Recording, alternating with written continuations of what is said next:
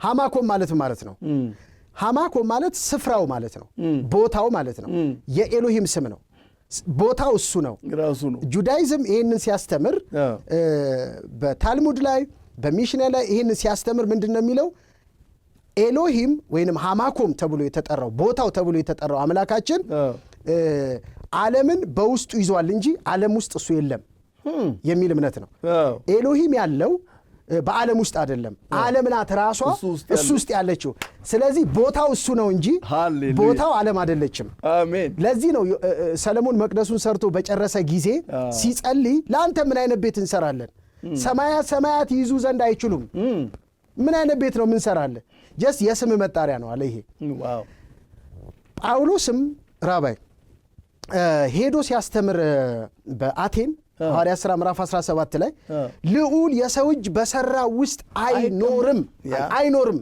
የሰው እጅ የሰራው ነገር እሱን ሊያኖረው አይችልም ለምን እሱ ሃማኮም ነው ራሱ ነው ቦታው እኛ እሱ ውስጥ ነው ያለነው ዓለም እሱ ውስጥ ነው ያለው ዩኒቨርስ እሱ ውስጥ ነው ያለው ስለዚህ በፔሳ ምሽት ለአራቱ ልጆች አንድ አባት ሲያስተምር የሚያስተምረው አምላካችን ሃማኮም ነው ራሱ ቦታው እሱ ነው የሆነ ቦታ አይደለም ተስፋ የምናረጋው በቃ እኛ የሆነ ቦታ ይሰጠናል ብለን ተስፋ እናረጋም ኦሬዲ ቦታው እሱ ነው ስፍራው እሱ ነው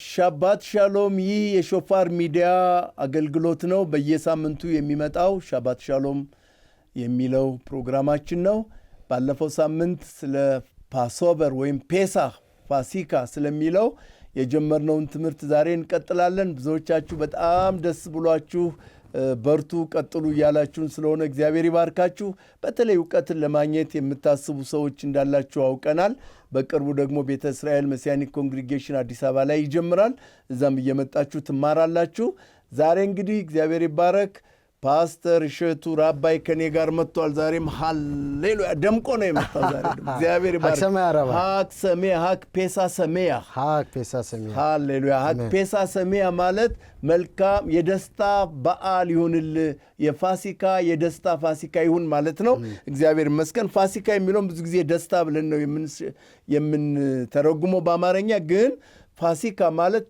አለፈ ማለት ነው የሞት መልአክ አለፈ ደሙ ባለበት ላይ ያንን ጥሶ አለፈ የሚለውን ትርጉም ይይዛል እግዚአብሔር ይመስገን ስለ ቃሉ ውስጥ ያጭር ጸሎት አድርግልንና እንጀምራለን ያስተምራቸው ዘንድ መልካሙን መንፈስ ሰጣቸው መናንም ካፋቸው አልከለከለም ተብሎ በቃል እንደተጻፈ የእግዚአብሔር መንፈስ ሆይ ይሄንን ለሚሰሙ በተለያየ የዓለም ክፍል ላሉ ሰዎች አንተ እንድትናገር ለልባቸው እንድታወራ የሚረዳና ጸጋን የሚያካፍል ዕውቀት እንድታደርሳቸው በስም የይሖዋ ማሽያክ እንጠይቃለን አሜን ይሄንን ጊዜ ተረከብ አሜን ፓስተር በጣም የሚያስደንቀኝ አንድ ታሪክ አለ እዚህ ስለ ዘጸአት 12 ከግብጽ ከእስራኤላውያን ከግብጽ መውጣት ጋር የተያያዘ መዝሙር 105 ላይ በጣም በሚያስደንቅ ሁኔታ ነው የተጻፈው በጣም የገረመኝ እነዚህ ሰዎች ባሪያዎች ነበሩ ረጅም ዘመን ባሪያዎች ናቸው በሽተኞች ናቸው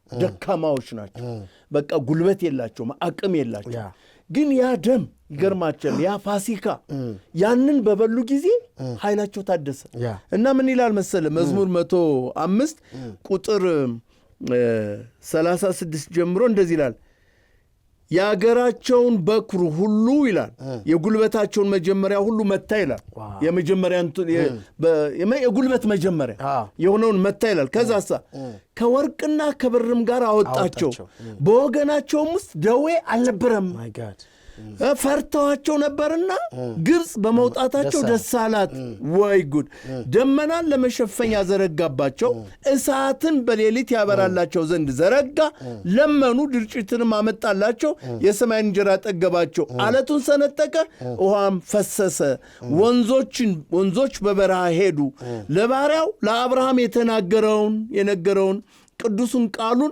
አስቧልና ሕዝቡን በደስታ የተመረጡትን በእልልታ አወጣ የአሕዛብም አገሮች ሰጣቸው የወገኖችንም ድካም ወረሱ ሕጉንም ይጠብቁ ዘንድ ሥርዓቱን የሚፈልጉ ዘንድ ሃሌሉያ ዋው እንደ በጣም ውስጤን ይገርማል በደስታ ከመሙላቱን ባሻገር ይሄ የይሖዋ ያፈሰሰው ደም እንግዲህ ይሄ በግ በውስጣቸው የነበረውን ደዌና በሽታ አስወግዶ ሞገስ ሰጥቷቸው ግብፅን በዝብዘው እንዲወጡ የግብፅ ሰዎች ደግሞ ውጡልን የፈለጋችሁትን ይዛችሁ ውጡ ብለው እስኪለቋቸው ድረስ ካደረገ የኢየሱስ ደም የኢየሱስ ደም ደግሞ ምን ያህል በሕይወታችን ነፍሳችን፣ መንፈሳችን፣ ስጋችን በጎችና በፍየሎች ደም በኮርማዎች ደም አይደለም የተገዛችሁ ይላል ጴጥሮስም አይደለን። ነገር ግን ንጹሕ በሆነ ነውር በሌለበት በሕያው በክርስቶስ ደም ነው የተዋጃችሁ ይላል።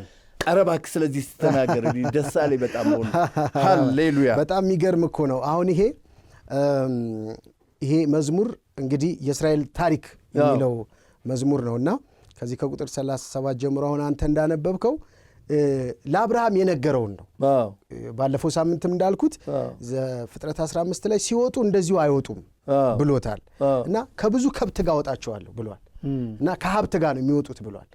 እና የሚገርም ነገር ነው ያ የትንቢት ቃል ዘመናት እግዚአብሔር እንዴት የኪዳን አምላክ እንደሆነ እንዴት የሚያረጋቸውን ነገሮች ሁሉ የሚያደርገው ከገባው ኪዳንና ቃል የተነሳ እንደሆነ የሚያሳይ ነው። እነሱ መውጣታቸውን ነው በቃ ይልቀቀን እንጂ እንውጣ እንጂ ነው። ግን እሱ መፈጸም ያለበት ቃል አለ። ታስታውስ እንደሆነ የሸዋ መስቀል ላይ ሆኖ እንደዛ ተገርፎ እንደዛ መከራውን በልቶ በጦር እየተወጋ ያን ሁሉ ሰፈሪንግ እያሳለፈ እሱ ግን ጥቅስ ያሰላስል ነበር መስቀል ላይ። የሚገርም ምክንያቱም ሁሉ እንደተፈጸመ አውቆ አንዲት ብቻ ስለቀረች ተጠማው አለ ይላል። አሁን የቱ ነው የተፈጸመው የቱ ነው ያልተፈጸመው?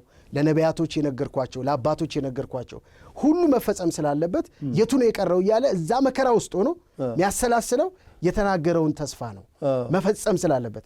አንድ ብቻ ቀረች ይላል። እሷንም ተጠማው የምትለዋል እሷን ለመፈጸም ተጠማዋል። ይሄ ምን የሚያሳየኝ እግዚአብሔር እንዴት የኪዳን አምላክ እንደሆነ ተመልከቱ። እና ከሀብት ጋር ነው ማውጣቸው ከከብት ጋር ነው ማውጣቸው ብሎ ለአብርሃም የነገረውን ለመፈጸም ቁጥር 37 የእስራኤልንም ሕዝብ ብርና ወርቅ ጭኖ እንዲወጣ አደረገ ይላል። እንዴት አድርገው ነው ብርና ወርቅ ጭነው የወጡት? ከዚህ ከፋሲካ ምሽት በፊት እኮ እነዚህ ሰዎች ብርም ወርቅም አልነበራቸውም አይደል? ይዘው እንዲወጡ ያደረገው ሞገስ ሰጣቸው ይላል። በግብፃውያን ፊት ለእስራኤላውያን ሞገስ ሰጣቸው። በር እየሄዱ እያንኳኩ እባክሽን ብር ስጭኝ እባክን ብርህን ወርቅህን ስጠኝ እያሉ እየጠየቁ የግብፃውያንን ብርና ወርቅ ይዘው ወጡ ነው የሚለው ይሄ ቁጥር 37። አክቹዋሊ ይሄንን ወርቅ ጭነው እንዲወጡ ይሄንን ብር ጭነው እንዲወጡ ያደረገው ራሳቸውም እንዲጠቀሙበት ራሳቸውም እንዲዋቡበት ቢሆንም ግን ደግሞ በምድረ በዳ ለሚሰራው ተበርናክል ለዛ ድንኳን የሚያስፈልግ መቅረዝ የሚያስፈልግ ታቦት የሚያስፈልግ መሰዊያ የሚያስፈልግ መታጠቢያ ለነዚህ ሁሉ ለመቅደሱ ግብአትም የሆነው ይሄ ወርቅ ነው። ይሄ ወርቅ ነው እና በጣም አስደናቂ ነው። ከነገዶቻቸው አንድም አልተደናቀፈም። ሲሄዱ ለምንድን ነው ያልተደናቀፉት? ደመና እንደ መጋረጃ ዘረጋላቸው እሳትን በሌሊት አበራላቸው ይላል። ራባይ እዚህ ጋር ሳምንት ዕለት ተናግሬ ነበርና አንድ ስለ ሃጋዳሁ ሳጠና አንድ በጣም የገረመኝን ነገር መናገር እፈልጋለሁ። ወዴት ነው የወጡት? ወዴት ነው ያወጣቸው? ወተትና ማር የምታፈሰው ምድር ለማስገባት ቃል ገብቶላቸዋል። ግን አሁን ሲያወጣቸው ቀጥታ ወደዚህ ወደ ወተትና ማር ወደሚያፈስ ምድር አይደለም ያወጣቸው። ኤሎሂም ወደ ራሱ ነው ያወጣቸው። ወደ ራሱ ነው የጠራቸው። የሚገርም ሃጋዳሁ ላይ ታውቃለህ አንተና የአራት ልጆች ምሳሌ የሚባል አለ። በዛ በፋሲካ ሴደር ላይ ቁጭ ሲል ቤተሰብ ሲነጋገር አራት ልጆች አሉና ጥያቄ ይጠየቃል። እሱ ላይ አሁን በዝርዝር ባልገባም እነዛ አራት ልጆች አንደኛው ብልህ ልጅ የሚባል ነው። ሁለተኛው ክፉ ልጅ የሚባል ነው። ሶስተኛው ደግሞ የዋህ ልጅ ሞኝ የሚባለው ነው። አራተኛው ደግሞ መጠየቅ የማያውቅ አይናፋር ጭምት የምንለው አይነት ነውና በዚህ እነዚህን ወደፊት እንመጣባቸዋለን በዝርዝር እናያቸዋለን። ስለ ሃጋዳሁ ግን በዚህ በብልሆቹ በክፉና በየዋህ መጠየቅ በማያውቁት በአራቱ ልጆች የትምህርት ስርዓት ውስጥ የሚጸለየው ጸሎት ከሌሎቹ ጸሎቶች ይለያል። በዚህ በፋሲካ ምሽት በፔሳ ምሽት የሚጸለይ ጸሎት አለ ለእያንዳንዱ ስርዓት ባሩሃታ ብሎ የሚጀምር። የዚህ የአራቱ ልጆች ላይ የሚጸለየው ጸሎት በጣም በጣም አስገራሚና በጣም መጠናት ያለበት ነው። ለምን ምን ብሎ ይጀምራል? ባሩህ ሃማኮም ብሎ ይጀምራል ቦታውን። ባሩህ አሁን ባሩህ አታዶናይ ልንል እንችላለን። ግን እዚህ ጋር ባሩህ ሃማኮም ብሎ ነው የሚጀምረው። ሃማኮም ማለት የኤሎሂም ስም ነው። የኤሎሂም ስም ነው።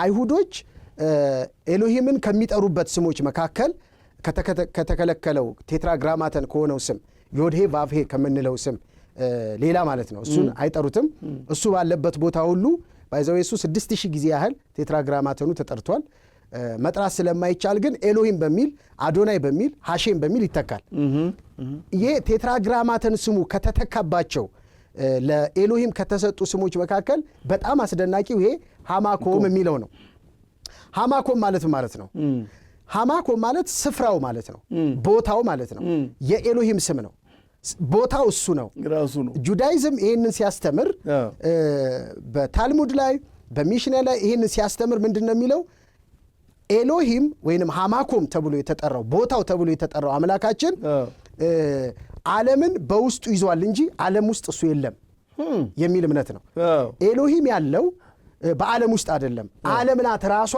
እሱ ውስጥ ያለችው ስለዚህ ቦታው እሱ ነው እንጂ ቦታው ዓለም አይደለችም አሜን ለዚህ ነው ሰለሞን መቅደሱን ሰርቶ በጨረሰ ጊዜ ሲጸልይ ለአንተ ምን አይነት ቤት እንሰራለን ሰማያት ይይዙ ዘንድ አይችሉም ምን አይነት ቤት ነው ምን ሰራለን ጀስት የስም መጣሪያ ነው አለ ይሄ ዋው ጳውሎስም ራባይ ሄዶ ሲያስተምር በአቴን ሐዋርያት ሥራ ምዕራፍ 17 ላይ ልዑል የሰው እጅ በሰራው ውስጥ አይኖርም የሰው እጅ የሰራው ነገር እሱን ሊያኖረው አይችልም ለምን እሱ ሃማኮም ነው ራሱ ነው ቦታው እኛ እሱ ውስጥ ነው ያለ ነው ዓለም እሱ ውስጥ ነው ያለው ዩኒቨርስ እሱ ውስጥ ነው ያለው ስለዚህ በፔሳ ምሽት ለአራቱ ልጆች አንድ አባት ሲያስተምር የሚያስተምረው አምላካችን ሃማኮም ነው ራሱ ቦታው እሱ ነው የሆነ ቦታ አይደለም ተስፋ የምናረጋው በቃ እኛ የሆነ ቦታ ይሰጠናል ብለን ተስፋ እናረጋም ኦሬዲ ቦታው እሱ ነው ስፍራው እሱ ነው ስለዚህ የእስራኤል ልጆች ከግብጽ ሲወጡ የገቡበት ቦታ ሃማኮም ነው አሁን እንደውም ራባይ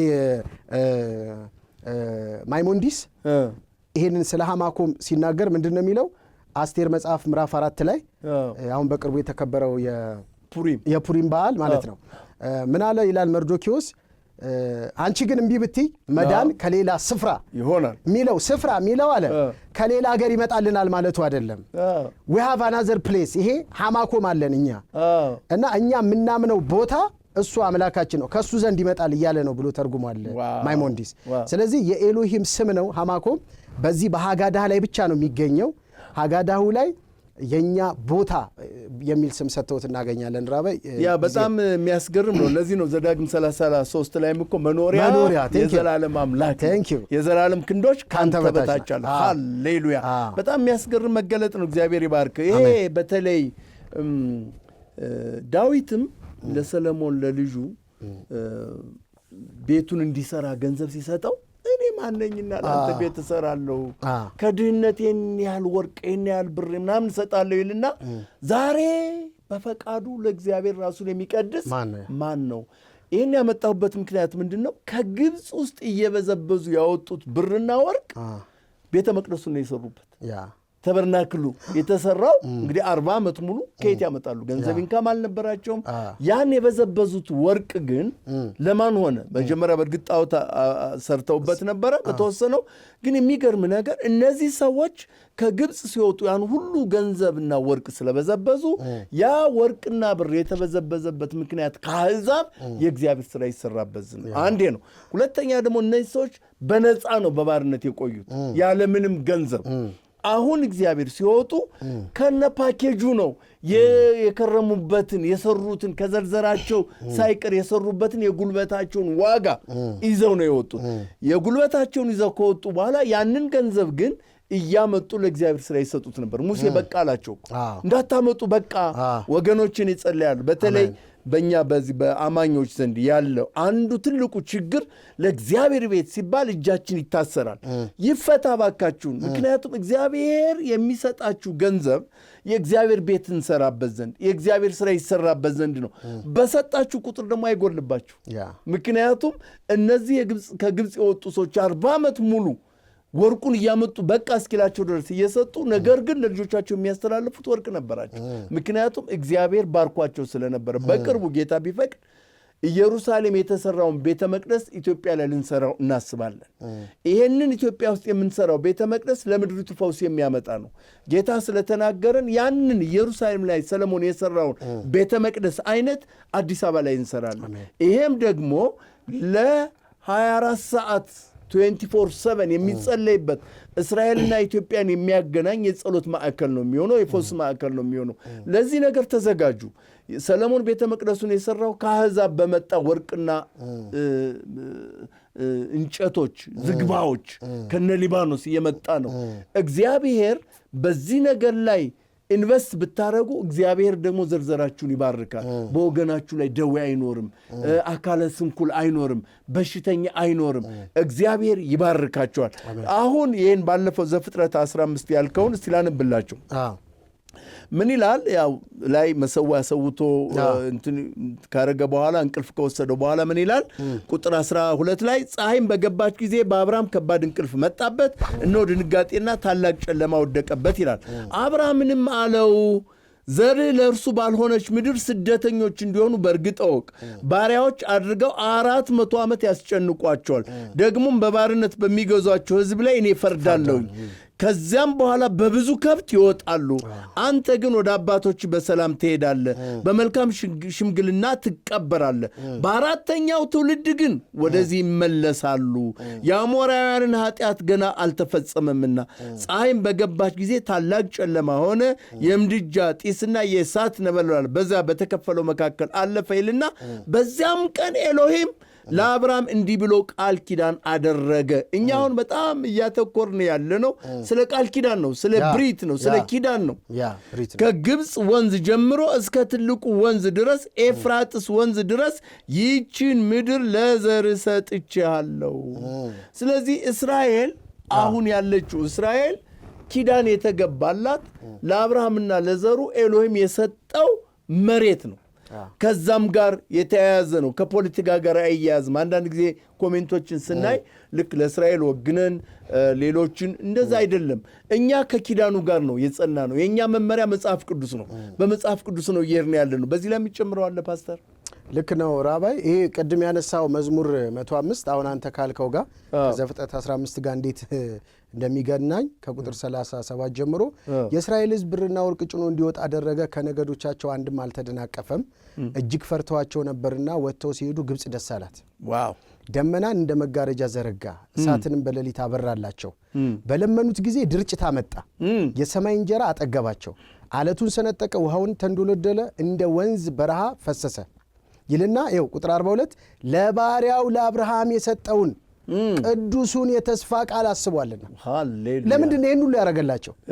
አብርሃምና ኤሎሂም ማንም ባልነበረበት ጭጋግና ጨለማ በሆነ ስፍራ አብርሃም በከፈላቸው እንስሶች መካከል ኤሎሂም ብቻውን አልፎ ኪዳን ሲገባለት የነገረው ነገር አለ። እሷን ያሰበው ሲያወጣቸው እነሱ እዛ ጽድቅ ስለሰሩ መልካም ስላረጉ ኤሎሂምን ስላስደሰቱ አይደለም። ምንድነው የሚለን ይሄ ክፍል?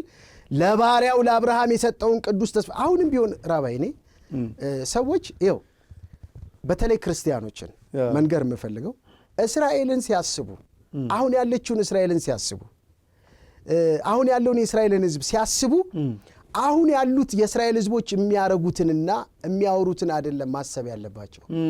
እግዚአብሔር በመጽሐፍ ቅዱስ ውስጥ እንደሱ ሰርቶ አያውቅም። ይኸው አሁን ከግብፅ ሲያወጣቸው ያወጣቸው አለ ለባሪያው ለአብርሃም የገባውን ኪዳን አስቧልና። አሁንም ቢሆን እስራኤልን እግዚአብሔር የሚያያት ሮሜ 11 እንደሚነግረን እነሱ ከወንጌል የተነሳ አሁን ምንም እንኳን ጠላቶች ቢሆኑ አለ ጳውሎስ፣ ከአባቶች የተነሳ ግን አሁንም ቅዱሳን ናቸው፣ አሁንም የተወደዱ ናቸው ይላል። አሁንም የተወደዱ ናቸው። ሶ እግዚአብሔር እስራኤልን እየመራት ያለው እስራኤልን እየመራት ያለው ከአባቶች ጋር ካደረገው ኪዳን የተነሳ ነው። ኤኒዌይስ እዚህ ክፍል ላይ አንዳንድ ነጥቦችን ልጨምርና ራባይ ወደ አንተ እመልሰዋለሁ። ምን ይላል? ድርጭትን አመጣላቸው፣ ድርጭትን አመጣላቸው። ይሄ ክፍል በጣም ያስገርመኛል። ማለት የእስራኤል ልጆች ስጋ ማረን አሉ። በቃ ስጋ ማረን እና ሙሴ ራሱ ደነገጠ። ለምንድን ነው የደነገጠው? ያለነው ምድረ በዳ ላይ ነው። አሁን ስጋ ኬት ይመጣል ብሎ ደነገጠ። ሄዶ ኤሎሂምን ጠየቀው። ሲጠይቀው ምን ብሎ ነው የጠየቀው? እንደው በሺህ ተራሮች ያሉ እንስሶችን እንኳን አንተ አምጥተህ ብታርድ ይሄንን ሕዝብ ስጋ ልትመግብ አትችልም አለው። እኔ አንድ ሌሊት አስለቅሶኛል ራባ ይሄ ክፍል። ከዛ ምን ብሎ መለሰለት መሰለ? ሙሴ ያለው በውኑ የኔ የኤሎሂም እጅ እንደዚህ አጭር ነውን አለው። ዲስማች ነው የምታቀይ በቃ አሁን ምድረ በዳ ስለሆነ ከብቶች እዛ ዙሪያ ስለሌሉ ማርኬት ስለሌለ ህዝቡ ብዙ ስለሆነ እኔ እነሱን ስጋ መመገብ አልችልም። ሂድና ተዘጋጁ በላቸው። እንደዚህ የሚል ቃል አለ፣ በአፍንጫችሁ እስኪወጣ ድረስ ስጋ አበላችኋለሁ በላቸው አለ። በምድረ በዳ ኒድ ነበራቸው። ኒዳቸውን እንዴት እንደሞላ አየ።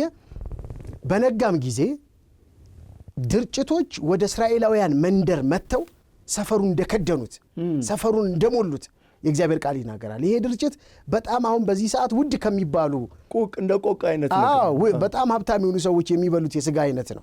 አሁን በዚህ ሰዓት ኤቭሪዌር የማይገኝ በጣም ውድ የሆነ እሱን አበላቸው እና ይሄ ስለ መጋቢነቱ እሱ ህዝቡን ለመመገብ ማርኬት እንደማያስፈልገው የተዘጋጀ አንድ የሆነ ከተማ እንደማያስፈልገው ደረቅ በሆነ ምድረ በዳ ላይ ይህንን ድርጭት አመጣላቸው። ባይዘዌ ፔሳ አንዱ የቶራ ትእዛዝ ይሄ ኤሎሂም ያደረጋቸውን ታምራቶች እንድንነጋገር በዚህ በፔሳ ሰሞን አንዱ እንድናረግ የሚያዘን መጽሐፍ ቅዱስ ይሄ እሱ ያደረጋቸውን ታምራቶች በቤታችን እንድናወራ ከሰዎች ጋር እንድንነጋገር እና አሁንም አምላካችን ያው እንደሆነ ሴንስ እንዲፈጥርብን ያዛል። እና ለዛ ነው ሀጋዳው ላይ ሀጋዳ ማለት ራሱ መተረክ የተባለው ትረካ ነው።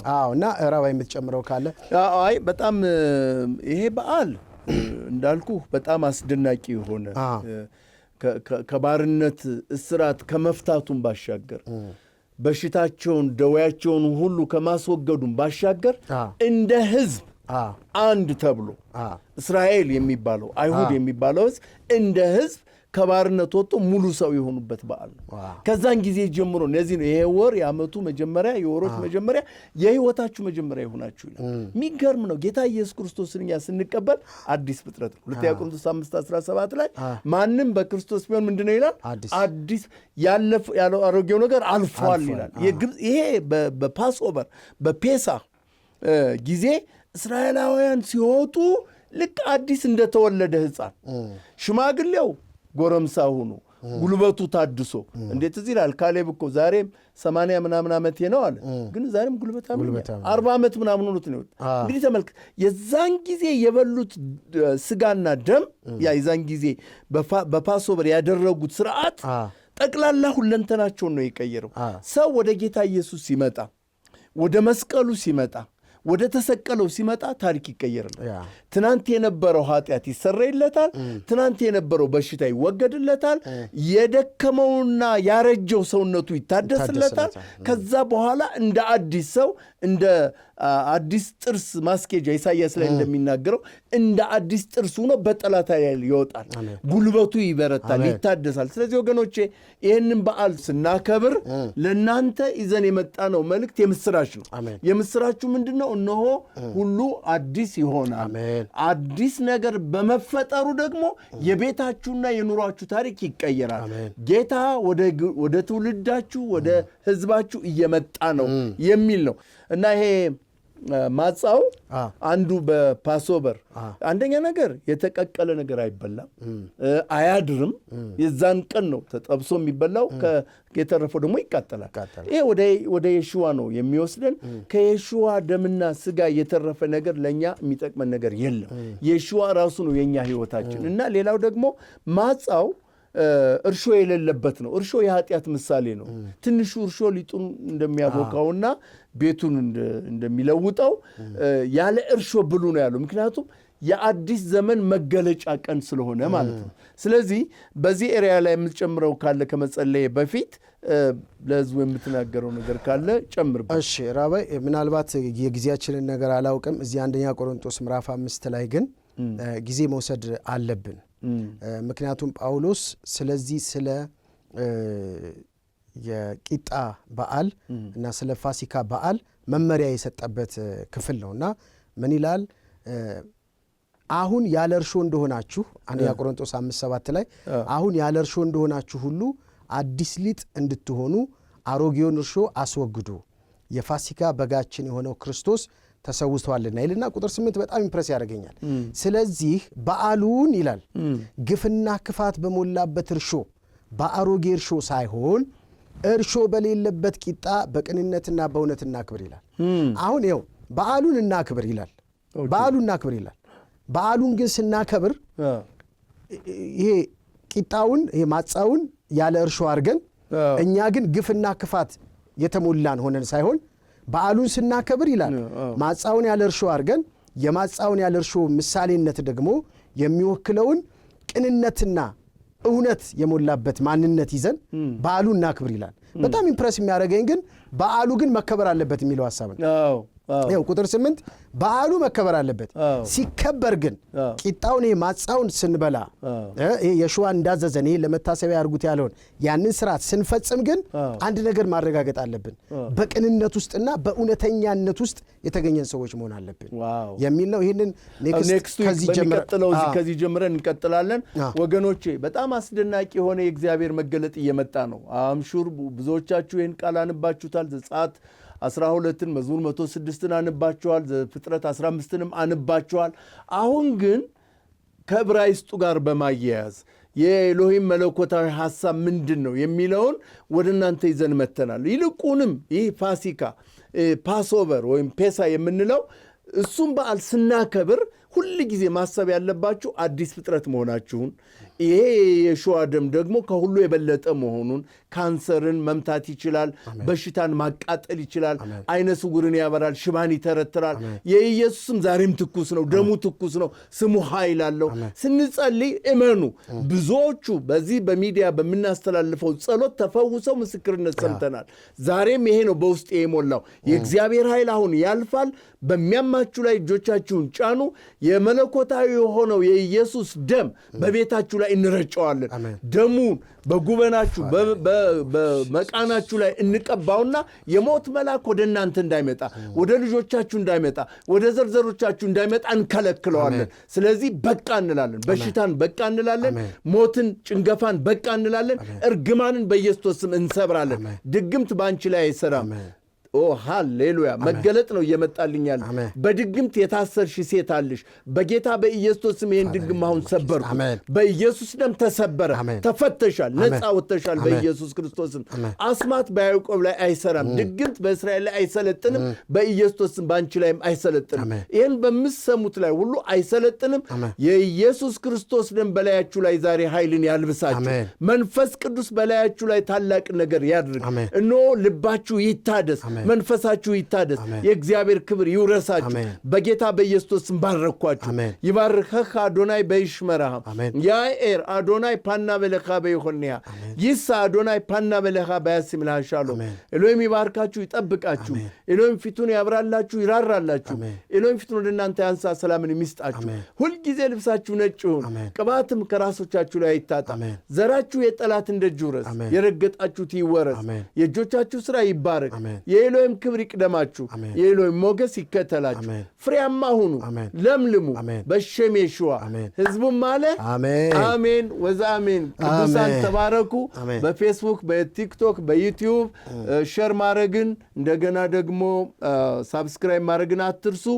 በጣም እየረዳችሁን ነው። እያስተላለፍን ነው። ይህን ወንጌል ላልሰሙት ሁሉ አስተያየቶችን እየሰማን ነው። እግዚአብሔር ይባርካችሁ። በሚቀጥለው ሳምንት እስከምንገናኝ ሀግ ፔሳ ሰሜያ ለሁላችሁ መልካም የፋሲካ በዓል ይሁንላችሁ። ሻሎም ሻሎም። ሻባት ሻሎም፣ ሻባት ሻሎም፣ ሻባት ሻባት ሻባት ሻባት ሻሎም፣ ሻባት ሻሎም፣ ሻባት ሻሎም፣ ሻባት ሻባት ሻባት ሻባት ሻሎም፣ ሻባት ሻባት ሻባት ሻባት ሻሎም፣ ሻባት ሻባት ሻባት ሻባት ሻሎም፣ ሻባት ሻሎም Shabbat Shalom, Shabbat, Shabbat, Shabbat, Shabbat Shalom. Am Yisrael, Am Yisrael, Am Yisrael Chai. Am Yisrael, Am Yisrael, Am Yisrael Chai. Am Yisrael, Am Yisrael, Am Yisrael Chai. Am Yisrael, Am Yisrael, Am Yisrael Chai. O Davinu Chai, O Davinu Chai, O Davinu, O Davinu, O Davinu Chai. O Davinu Chai, O Davinu Chai, O Davinu, O Davinu, O Davinu Chai. Havenu Shalom Alechem, Havenu שלום עליכם, הבאנו שלום עליכם, הבאנו שלום, שלום, שלום עליכם, הבאנו שלום עליכם, הבאנו שלום